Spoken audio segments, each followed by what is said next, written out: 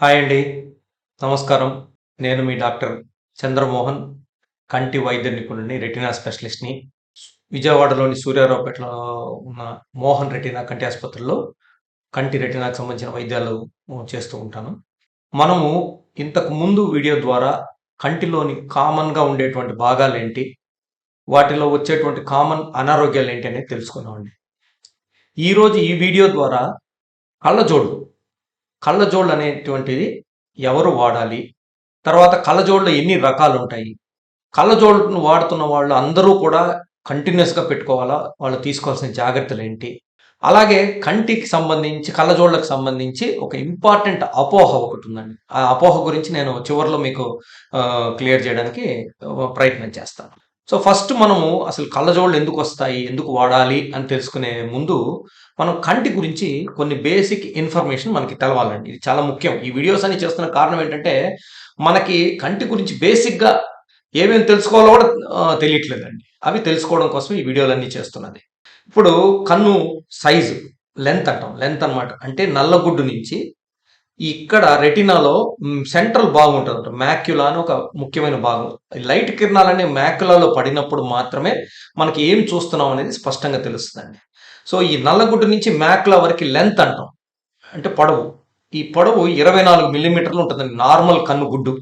ఇది మోడల్ కాబట్టి పెద్ద సైజులో కనపడుతుంది. కన్ను గుడ్డు అయితే 24 మిల్లీమీటర్ల లెంత్ ఉంటదండి. సో, 24 మిల్లీమీటర్ల లెంత్ ఉన్నప్పుడు మనకి కరెక్ట్‌గా లైట్ కిరణాలు ఈ నల్లగుడ్డు వల్ల, ఈ లెన్స్ వల్ల మాక్యులా మీద పడతాయి. సో, ఇప్పుడు కళ్ళల్లో పవరు ఎన్ని రకాలుగా వస్తది? ఎందుకొస్తది? ఒకటి యాక్సియల్ రిఫ్రాక్టివ్ ఎర్రర్ అంటాం. అంటే నల్లగుడ్డు యొక్క సైజు పెద్దదిగా ఉండడం గానియండి, నల్లగుడ్డు సైజు చిన్నగా ఉండడం కానివ్వండి గాని. ఇది యాక్సియల్ రిఫ్రాక్టివ్ ఎర్రర్ అంటాం. రెండోది లెన్స్ పవర్. లెన్స్ పవరు పెరగడం గానివ్వండి, తగ్గడం గానివ్వండి. సో, దాన్ని ఇండెక్స్ రిఫ్రాక్టివ్ ఎర్రర్ అంటాం. అలాగే ఈ నల్లగుడ్డు యొక్క పవరు పెరగడం కానివ్వండి, తగ్గడం కానివ్వండి, దాంట్లో మార్పులు రావడం కానీ దాన్ని కార్నియల్ పవర్ అని అంటూ ఉంటాం. సో, ఇప్పుడు నార్మల్ కంట్లో చూస్తే మనకి ఈ నల్లగుడ్డు యొక్క పవరు ప్లస్ లెన్స్ అనమాట. కాన్వెక్స్ లెన్స్ కాబట్టి ప్లస్ 45 డయాప్టర్స్ పవర్ ఉంటుందన్నమాట ఈ నల్లగుడ్డుకి. అలాగే ఈ లెన్స్కి ప్లస్ 14 డయాప్టర్స్ పవర్ ఉంటుందన్నమాట. సో, ఈ రెండు కలిపితే అప్రాక్సిమేట్గా 58 నుంచి 59 డయాప్టర్స్ పవర్ ఉంటుందన్నమాట కంట్లో లెన్స్కి, నల్లగుడ్డుకి. ఇది ప్లస్ లెన్స్ వల్ల ఉండడం వల్ల లైట్ కిరణాలు ప్యారలల్గా కంటి మీద పడినప్పుడు ఆ లైట్ కిరణాలని ఈ కరెక్ట్గా మ్యాక్ల మీద ఫోకస్ చేస్తాయి. ఇప్పుడు ఫర్ ఎగ్జాంపుల్ ఈ రెండు పవర్లు ఒకటే ఉన్నాయి అనుకుందాం, మనం నార్మల్గా ఉన్నాయి. కన్నుగుడ్డు సైజు పొడవుగా ఉన్నప్పుడు ఏమవుద్దంటే లైట్ కిరణాలు మ్యాక్ల ముందే పడిపోతాయి, ఇక్కడ పడిపోతాయి. సో, దానివల్ల మనకి దూరం ఏం చూస్తున్నాం అనేది స్పష్టంగా కనపడదు. దాన్ని మనం షార్ట్ సైటెడ్నెస్ అంటాం, తెలుగులో హ్రస్వ దృష్టి అంటాం, మయోపియా అంటాం. అలాగే ఐబాల్ సైజ్ చిన్నగా ఉందనుకోండి, ఈ రెండు పవర్లు నార్మల్గా ఉన్నాయనుకోండి, లైట్ కిరణాలు వెనక పడతాయి, కంటి వెనక పక్క పడతాయి. అది హైపర్మెట్రోపియా అంటాం. సో, ఈ హైపర్మెట్రోపియా ఉన్న వాళ్ళకి దూరము దగ్గర రెండు మసక ఉంటాయి. సో, కామన్ పవరు అందరూ చిన్నపిల్లల్లో కానీ అందరిలో వాడుతున్న పవర్ వచ్చి మైనస్ పవర్, మయోపియా. దానికి ఏం చేస్తామంటే మనము ఈ concave lens, minus power lens కళ్ళ ముందు పెడతాం. అది పెట్టినప్పుడు ఏమవుతుందంటే లైట్ కిరణాలని కరెక్ట్గా మేకల మీదకి ముందు పడుతున్న లైట్ కిరణాలని వెనక మేకల మీద పడేటట్టు చేస్తాయి. Minus power lens, myopia. అదే హైపర్మెట్రోపియాలో ఏంటంటే ప్లస్ పవర్ లెన్స్ పెడతాం. ప్లస్ పవర్ లెన్స్ పెట్టినప్పుడు వెనక పడుతున్న లైట్ కిరణాలని కరెక్ట్గా మేకల మీద పడేటట్టుగా చేస్తాయి అనమాట ప్లస్ పవర్ లెన్స్. సో, కామన్గా ఉన్నటువంటి కళ్ళజోడు పవర్ ఏమో మైనస్ పవర్ ఆర్ మయోపియా. ఒక 70-80% అది ఉందనుకోండి, 10-15%, 20% హైపర్మెట్రోపియా. వీళ్ళకి మనము కళ్ళజోడు వాడాల్సి వస్తుంది. మయోపియాకి అయితేనేమో మైనస్ పవర్ లెన్స్, హైపర్మెట్రోపియాకి అయితే ప్లస్ పవర్ లెన్స్ వాడాలి. దాన్ని యాక్సియల్ రిఫ్రాక్టివ్ ఎర్రర్ అనుకున్నాం. అంటే అది నల్ల గుడ్డు యొక్క సైజు పొడవుగా ఉన్నందులో, తక్కువగా ఉన్నందులో వచ్చేటువంటి రిఫ్రాక్టివ్ ఎర్రర్ అనమాట. రెండోది మనం ఏమనుకుంటే లెన్స్ పవర్ మార్పు. కంట్లో ఉన్న లెన్స్, న్యాచురల్గా ఉన్న లెన్స్ పవర్లు పెరుగుతాయి తగ్గుతాయా సార్ అని మనం అనుకోవచ్చు. వయసు రీత్యా దాంట్లో మార్పులు వస్తాయండి. మనకి 40 ఏళ్ల వయసు వచ్చిందనుకోండి, ఆ 40 ఏళ్ల వయసు వచ్చినప్పుడు ఈ లెన్స్ ఫోకస్ చేసే పవర్ తగ్గిపోతుంది. దానికి మనం ప్లస్ లెన్స్ పెడుతుంటాం. మనం చత్వారం వచ్చిందంటాం చూడండి, అది 40 ఇయర్స్ అప్పుడు ఏమవుతుందంటే దగ్గర పెట్టుకున్నప్పుడు కనపడవు, కొంచెం ఇలా దూరంగా పెట్టుకున్నప్పుడు కనపడుతుంటాయి. ఇప్పుడు దగ్గరగా ఏదైనా చదవాలనుకున్నాం అనుకోండి, లెన్స్ కరెక్ట్గా ఫోకస్ చేయదు. ఎందుకంటే లెన్స్ కొంచెం గట్టి పడుతుంది, ఆ ఫోకస్ చేసే పవర్ తగ్గుతుంది. అప్పుడు దగ్గర పెట్టుకుని చదవాలి అనుకుంటే కళ్ళజోడు లాంటివి పెట్టుకోవాల్సి వస్తుంది. దాన్ని చత్వారం కళ్ళజోడు అంటారు. ఇంకొక ఇండెక్స్ ప్రాబ్లం ఏంటంటే లెన్స్లో శుక్లం రావడం. శుక్లం వచ్చినప్పుడు ఏమవుతుందంటే లెన్స్ గట్టిపడుతూ ఉంటుంది. అప్పుడు ఏమవుతుందంటే క్రమేపీ దూరం చూపు మసకబడిపోతూ ఉంటుంది, దగ్గర చూపు ఏమో కనపడుతూ ఉంటుంది. సో శుక్లాలు వచ్చినప్పుడు మీరు చూసారంటే దూరంగా చూస్తే కనపడదు, దగ్గర చూస్తున్నప్పుడు అన్ని కనపడుతుంటాయి. వాళ్ళు మాకు బాగానే కనపడుతుంది దగ్గర అని చాలామంది శుక్లాలు ఎర్లీగా చేయించుకోరు. ఇంట్లో ఎస్పెషల్లీ పెద్ద వయసు ఉన్న వాళ్ళు, ఇంట్లో పనిచేస్తున్న వాళ్ళు ఏంటంటే దగ్గర అంతా కనపడుతుంది కాబట్టి చేయించుకోరు. దూరంకి అయితే బయటికి వెళ్తే ఏదైనా బస్ నెంబర్ చూడాలన్నా ఏదైనా కనపడదు. అదే డ్రైవింగ్ చేస్తున్న వాళ్ళకైతే ఆ ప్రాబ్లం తొందరగా తెలిసిపోతుంది. సో ఇండెక్స్ రిఫ్రాక్టివ్ ఎర్రర్లో ఒకటి చత్వారం, రెండవది శుక్లాలు రావడం. శుక్లాలు వచ్చినప్పుడు కూడా మనం ఒక పవర్ మార్చుకుంటాం. కాకపోతే పవర్ ఫ్రీక్వెంట్గా 3 నెలలకి, 4 నెలలకి, 6 నెలలకి మారిపోతూ ఉంటుంది. సో ఫ్రీక్వెంట్గా మారిపోతూ ఉంటుంది. శుక్లం బాగా ఎక్కువ ఉన్నప్పుడు ఇక ఆపరేషన్ చేసి అద్దం పెట్టించుకోం. So axial refractive error, myopia, hypermetropia, index refractive error, మనకి చత్వారమును శుక్లం రావడం, కార్నియల్ రిఫ్రాక్టివ్ ఎర్రర్. కార్నియా మీరు చూసారంటే సి షేప్లో, ఇట్లా సిఈ షేప్లో ఉందన్నమాట. ఇది ఒకే షేప్లో 2 పొక్కలా ఉంటే అది నార్మల్ స్పెరికల్ అంటాం. అదే ఒక ఎక్కువ కర్వేచర్ ఉంది, ఇది ఒక తక్కువ కర్వేచర్ ఉంటుంది, ఆస్టిగ్మాటిజం పవర్ అంటాం. అంటే మయోపియా తర్వాత మోస్ట్ కామన్ పవర్ ఇది ఆస్టిగ్మాటిజం పవర్. దానికి కూడా కళ్ళజోడు పెట్టుకుంటాం. ఒక యాక్సిస్లో మాత్రమే పవర్ ఉంటుంది. రెండోది ఈ నల్లగుడ్డు బాగా వంకరగా గ్లోబ్ లాగా అయిపోవడం, దాన్ని కెరటోగ్లోబస్ అంటాం. లేదంటే షీ షేప్లో ఇలా వంకర వి షేప్లో అయిపోవడం, వి లాగా అయిపోవడం, అది కెరటోకోనస్ అంటుంది. ఈ కెరటోకోనస్, కెరటోగ్లోబస్ అనే వాటికి మనం నల్లగుడ్డు డాక్టర్, కార్నియా స్పెషలిస్ట్ దగ్గరికి వెళ్తే దానికి సపరేట్ ట్రీట్మెంట్స్ ఉంటాయి. అది కళ్ళజోడుతో మనకి ఫోకస్ అవ్వవు. సో కళ్ళజోడు పెట్టుకుంటే అన్ని ఫోకస్ అవుతాయి కాదు, ఇది ఫోకస్ అవ్వవు. సో నల్లగుడ్డుకు సంబంధించినంత వరకు ఆస్టిగ్మాటిజం పవర్కి ఏమో కళ్ళజోడు వాడుతూ ఉంటాం. కెరటోకోనస్, కెరటోగ్లోబస్ అనే వాటికి మనం నల్లగుడ్డు సంబంధించిన డాక్టర్ దగ్గర వైద్యం చేయొచ్చు. సో ఇప్పుడు మనకి కన్నుగుడ్డు పెద్దది చిన్నదిగా ఉన్నందువల్ల పవర్ సంబంధించింది తెలిసింది, లెన్స్ యొక్క దీనివల్ల వచ్చే పవర్ తెలిసింది, నల్లగుడ్డు వల్ల మనకి తెలిసింది. సో మనం ఏ సందర్భాల్లో కళ్ళజోడు వాడతామని కూడా మనం తెలుసుకున్నాం. Minus power, plus power, astigmatism power అవి తెలుసుకున్నాం. పోతే కళ్ళజోడు డాక్టర్ గారి దగ్గరికి వెళ్తే మోస్ట్ కామన్గా ఇచ్చేది ఇది కళ్ళజోడు అనమాట. ఈ కళ్ళజోడులో కామన్గా ఉండేవి 3 రకాలు. ఒకటి మొత్తం ప్లాంక్ అంతా ఒకటే ఉంది, మోనోఫోకల్. అంటే అదేంటంటే దూరం చూపుకి. ఫర్ ఎగ్జాంపుల్ దూరం కనపట్లేదు మయోపియా అంటే మైనస్ పవర్ లెన్స్ ఇస్తారు, లెన్స్ అంతా ఒకే పవర్ ఉంటుంది. లేదు మనకి దగ్గర కనపట్లేదు, దూరం కనపట్లేదు, హైపర్మెట్రోపియా ఉందంటే ప్లస్ లెన్స్ ఇస్తారు. కానీ మోనోఫోకల్ అంటే లెన్స్ అంతా ఒకే పవర్ ఉంటుంది. ఇకపోతే రెండోది బైఫోకల్, మీరు చూసుంటారు. ఈ ఈ ఈ దీని దగ్గర చుక్కలాగా ఉంటుంది అనమాట. ఇక్కడ మనం సి షేప్లో ఉండొచ్చు, డి షేప్లో ఉండొచ్చు, లేదంటే సగమం చుక్క ఉండొచ్చు. అది అవసరాన్ని బట్టి దాన్ని మార్చుకుంటుంటాం. అదేంటంటే దానికి ఏంటంటే దూరం పైన ఉన్న భాగం ఏమో దూరం చూపు చూస్తుంటాము, దగ్గర ఉన్న భాగాని కోసమేమో ఈ చుక్క ఉంటుంది, దగ్గర పెట్టుకుని చూస్తాం. ఇక మూడోది ఏంటంటే ఈ ప్రోగ్రెసివ్ గ్లాస్ అన్నమాట. ప్రోగ్రెసివ్ గ్లాస్ ఏంటంటే ఒకే దాంట్లో 3 డిస్టెన్స్కి పవర్ ఉంటుంది. ఫర్ ఎగ్జాంపుల్ ఈ పై భాగం ఉందనుకోండి, ఈ పైన దూరం చూడడానికి ప్రయోజనం. అదే మధ్య భాగం ఉందనుకోండి, నేను కంప్యూటర్ చూస్తున్నప్పుడు ఈ మధ్య భాగంలోంచి చూస్తాను, అది నాకు క్లియర్గా కనపడుతుంది. అదే చదవాలనుకున్నాను అనుకోండి, కింద నుంచి చూస్తాను. సో 3 దాంట్లోనే ఉంటాయి, కింద చుక్క కనపడదు అనమాట. అయితే వీటిల్లో డిఫరెంట్ గ్లాసెస్లో ఉన్న ఇబ్బందులు ఏంటి? ఫర్ ఎగ్జాంపుల్ మనం ప్రోగ్రెసివ్ గ్లాస్లో ఉన్న ఇబ్బంది ఏంటి అని చూసాం అనుకోండి, మనం అలవాటు ప్రకారం చదువుతున్నప్పుడు ఏం చేస్తామంటే గబుక్కని ఇలా తల వంచి ఇలా చదువుతాం అనమాట. ఇలా వంచినప్పుడు ఏమవుతుందంటే మనకి పై పవర్ నుంచి చూస్తాం, క్లియర్గా కనపడదు. సో ప్రోగ్రెసివ్ తీసుకున్న చాలామంది నాకు సరిగ్గా కనపట్లేదు సార్ అంటారు.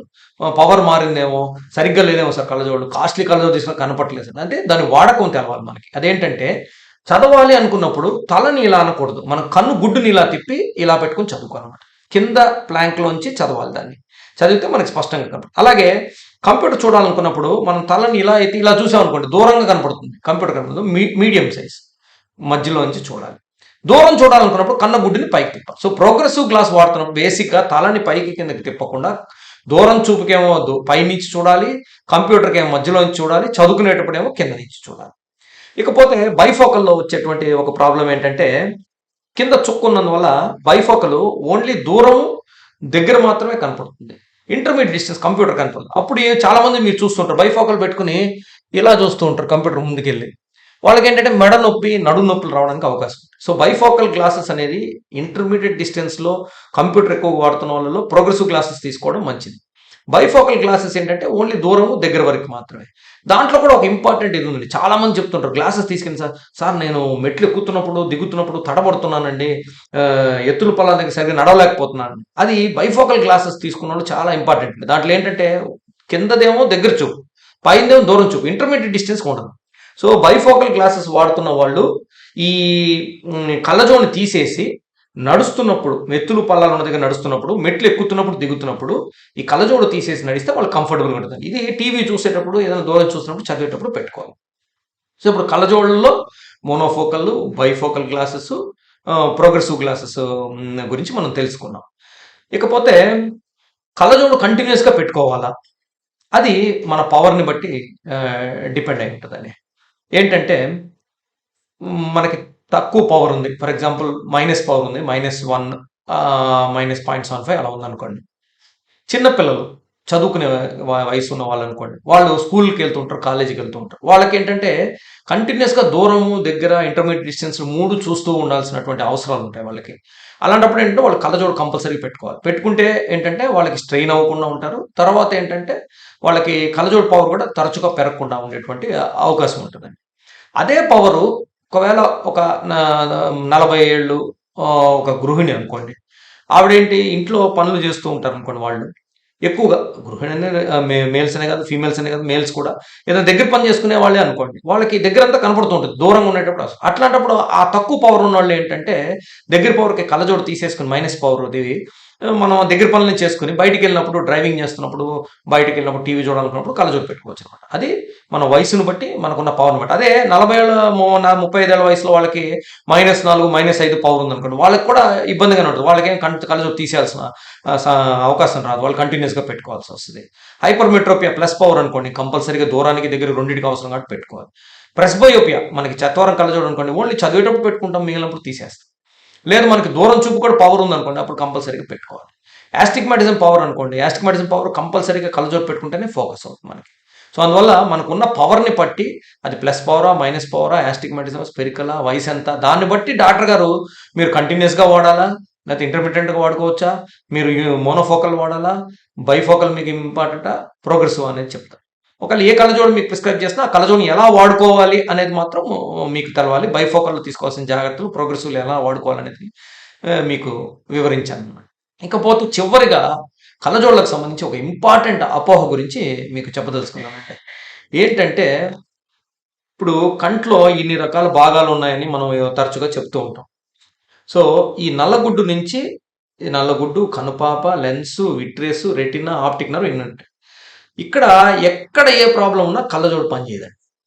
సో కళ్ళజోడు యొక్క పని ఏంటంటే కళ్ళజోడు ఇక్కడ పెట్టాము అంటే ఈ లైట్ కిరణాల్ని కార్నియా, లెన్స్ ద్వారా, కళ్ళజోడు పవర్ ద్వారా మనకి మ్యాకులా, రెటినాలోని సెంట్రల్ భాగం మ్యాకులా మీద ప్రసరింపజేయడానికి మాత్రమే కళ్ళజోడు పనిచేస్తుంది.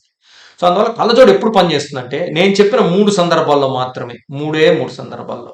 ఏంటంటే యాక్సియల్ లెంత్, ఐబాల్ సైజు పొడవు పొట్టిగా ఉన్నప్పుడు, ఇండెక్స్ మయోపియా లెన్స్ పవర్ మారినప్పుడు, నల్లగుడ్లోని యాస్టిగ్మాటిజం పవర్ ఉన్నప్పుడు మాత్రమే కళ్ళజోడు పనిచేస్తుంది. ఇక నల్లగుడ్డుకి సంబంధించిన ప్రాబ్లమ్స్ ఉన్నా, లెన్స్ మసక పారిపోయినా, విట్రియస్ సొనలో ఏదైనా బ్లడ్ ఉన్నా, రెటినా సమస్య ఉన్నా, లేకపోతే ఆప్టిక్ నర్వ్ సమస్య ఉన్నా, లేదంటే మెదడులో ఏదైనా సమస్య ఉన్నా మనకి ఇది కళ్ళజోడు పనిచేయదు. సో అందువల్ల ఈ అపోహ ఏంటంటే ఈ మా దగ్గరికి చాలామంది వస్తుంది. నేను రెటినా స్పెషలిస్ట్. నా దగ్గరికి రెటినా కారణాల వల్ల చూపు తగ్గిన వాళ్ళు వస్తూ ఉంటారు. వాళ్ళకంతా ఎక్స్ప్లెయిన్ చేస్తాను. నేను ఈ షుగర్ వల్ల ఈ లోపలంతా ఇంత ప్రాబ్లం ఉందండి, దానికి వైద్యం చేసుకోవాలి అని చెప్తాను. చెప్పిన వెంటనే అంతా విన్న తర్వాత చివర్లో సార్ ఇప్పటికీ కళ్ళజోడు ఇచ్చేసేయండి సార్, అడ్జస్ట్ చేసుకుంటాము అంట. సో దయచేసి ఈ వీడియో విన్న తర్వాత కళ్ళజోడు యొక్క పని ఏంటి, అది ఎవరిలో పనిచేస్తుంది మాత్రం కంపల్సరీ తెలుసుకోండి. కళ్ళజోడు కాకుండా మిగిలిన కారణాల వల్ల ఏదన్నా చూపు తగ్గిందని డాక్టర్ గారు చెప్తే సార్ మీరు కళ్ళజోడు ఇచ్చి దాన్ని సరిచేయండి సార్ అని మాత్రం అనకండి. ఎందుకంటే కళ్ళజోడు అనేది ఓన్లీ పవర్ని అడ్జస్ట్ చేయడానికి మాత్రం వాడేది తప్పితే నల్లగొడ్డు సమస్యలు, కనుపాప సమస్యలు, లెన్స్ సమస్యలు, విట్రియస్ సమస్యలు, రెటినా సమస్యలు, ఆప్టిక్ నర్వ్ సమస్యలు, మెదడు సమస్యలు ఇవన్నీ ఉన్నప్పుడు కళ్ళజోడు పనిచేయదన్నమాట. సో ఈ వీడియో ద్వారా మీకు ముఖ్యంగా చెప్పాలనుకుంది ఏంటంటే, మనకు బేసిక్‌గా అసలు కళ్ళజోడు ఎందుకు వాడుతూ ఉంటాము? కళ్ళజోడులో ప్లస్ పవర్ ఎప్పుడు వాడుతూ ఉంటాము? మైనస్ పవర్ ఎప్పుడు వాడుతూ ఉంటాము? యాస్టిగ్మాటిజం ఏంటి? తర్వాత ఏంటంటే కళ్ళజోడులో రకాలేంటి? ఎలా వాడుకోవాలి? ప్లస్ కళ్ళజోడు అనేది ప్రతి కంటి చూపు తగ్గిన దానికి అదే కారణం కాదు. అన్నిటికీ అదే వైద్యం కాదు అనేది ఈ వీడియో ద్వారా మీరు తెలుసుకోవాలి. నమస్కారం.